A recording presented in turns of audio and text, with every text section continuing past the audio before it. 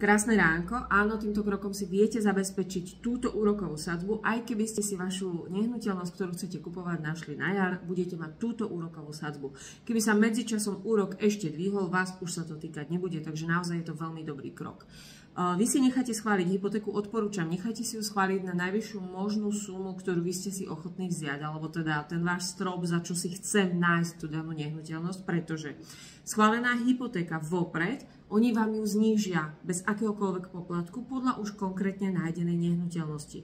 Ale zvýšiť sa nedá. To znamená, schválim si, neviem, hypotéku 110 000 eur, ale nakoniec potrebujem 120, lebo tá nehnuteľnosť ma strašne okuzlila a ja ju proste chcem, ale chcem vyššiu hypotéku, no tým pádom by celý ten schválený úver musel padnúť a nechať to schváľovať odznovu, ale už za aktuálnu úrokovú sadzbu. Teda nechajte si to schváliť čo možno najvyššie, čo je ten váš strop, čo vás pustí aj finančne, ale aj čo je ten váš strop, že teda väčšiu hypotéku ako toto nechcem a znížia vám to akokoľvek bez poplatku.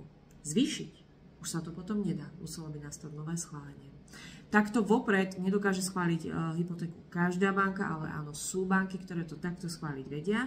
A takisto sa tam líši, že aký čas máte na nájdenie nehnuteľnosti. V niektorej banke máte až 12 mesiacov, v inej 6 a dá sa to predĺžiť ešte až na 8 mesiacov. Takže čokoľvek sa potrebujete opýtať, písnite do správy. Krásny týždeň.